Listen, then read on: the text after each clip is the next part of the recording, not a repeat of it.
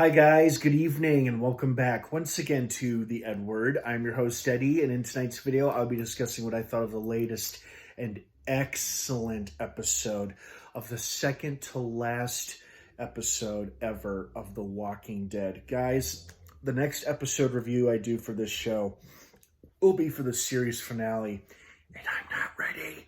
I haven't processed it yet. I may cry. I may honestly, sincerely cry, seriously. But I'll worry about that in a few weeks.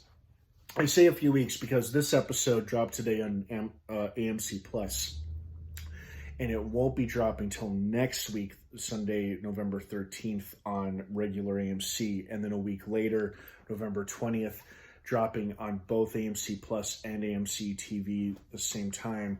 The series finale will finally grace us, and I don't think I'm ready. Anyway, but let's talk about this episode first. Now, obviously, like all of my episode reviews, this is a spoiler-filled review, so if you are not caught up on The Walking Dead by the latest episode, which is episode 23, which dropped today on AMC Plus, it has not dropped on regular TV yet, so if you're waiting to watch on regular TV, do not keep watching and listening to this review, as I'm obviously going to be discussing bombshell spoilers. And once you have seen it, you're caught up, come on back and listen to this review. I think you'll like it. Okay, that being said, let's get right back to it. First and foremost, excellent episode. This worked on so many levels. It had compelling, dramatic moments and was super exciting, action-packed, violent, bloody, heartbreaking. First, Lydia's arm. I've always said that if they weren't going to kill off a major character, something significant or traumatic would occur to them, and in this case, that's losing a limb, and that's exactly what they did to Lydia. I don't see her as a potential goner in the series finale. She could be, but I hope not, because I like her. So that was shocking to see. I'm glad they addressed it in time. But the thing that was even more surprising to me in that scene was when she is so adamant about getting back out there, looking for Elijah, finding him, saving him. It's like she could not give two shits about her recently bitten arm that's infecting the rest of her. And so, to me, I was like, wow, she has been bitten by a walker and doesn't even care or acknowledge it. All she is thinking about is her boyfriend. That is love right there. But thankfully, Aaron and Jerry cut her arm off and seemed to save her in time, so that's good. And then another thing I did not see coming was Milton not only getting her hands dirty for once by picking up a gun and actually shooting it at our characters, but then, of course, shooting and fucking hitting poor sweet Judith. Don't think she's dead yet. Hopefully she won't be. But that was still a very shocking moment. And it goes to show you that based on Pamela's horrified reaction when she realized what she had done, not only did she project her own guilt onto our characters by saying, "You did this. This is your fault. You did this. It's your fault. I shot a child." It's like, bitch, please. But, she's not entirely a monster. She's just a very, very selfish and a very scared person, but more selfish than anything. Like, even that soldier who arrested Mercer and his men, I think her name was Vickers, was it? Something like that. Even she pointed out to Milton that by having just the army surround the estates and all the rich, wealthy people in Commonwealth, it'll leave thousands of people susceptible to the Walker attack or invasion that's about to occur, but Milton doesn't even care.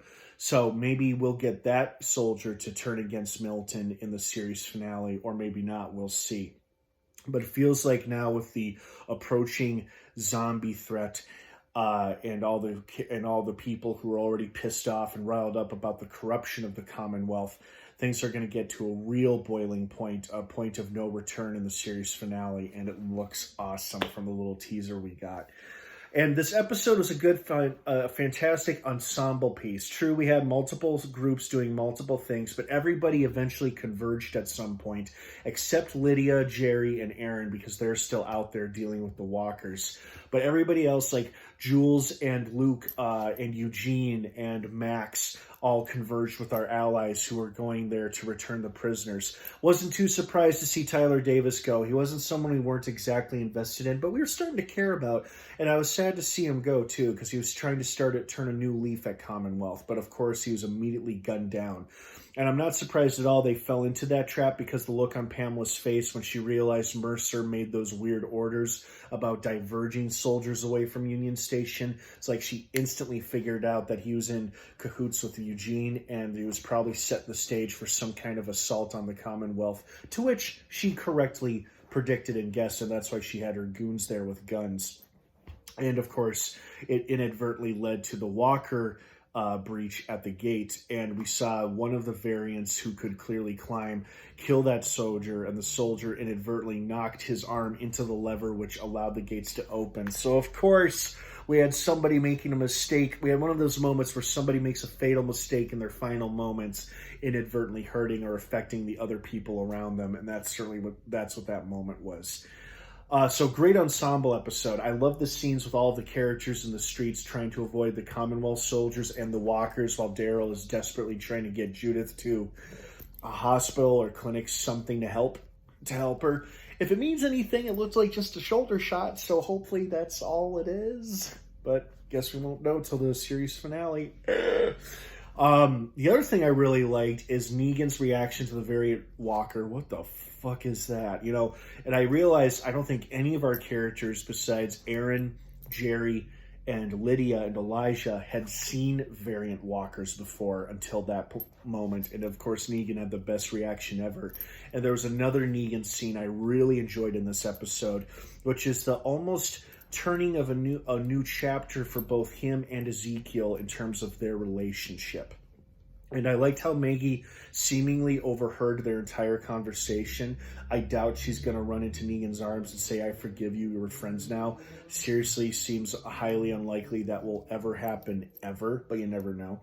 So I don't think she'll be forgiving him anytime soon or forgetting, but I do think she has a better understanding of who he is now in that moment, in the present, and moving forward.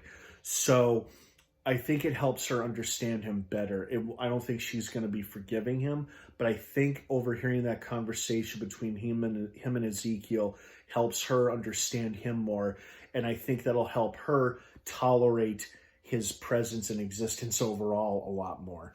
So fantastic episode, so many jaw-dropping moments, exciting, violent moments as well, some great character-driven stuff.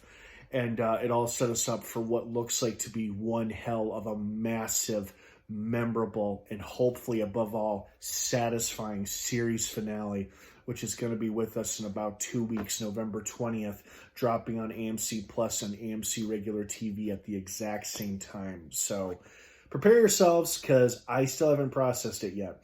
All right, guys, have a great rest of your night. Thanks so much for watching. I hope you enjoyed this episode as much as I did. What did you think of it?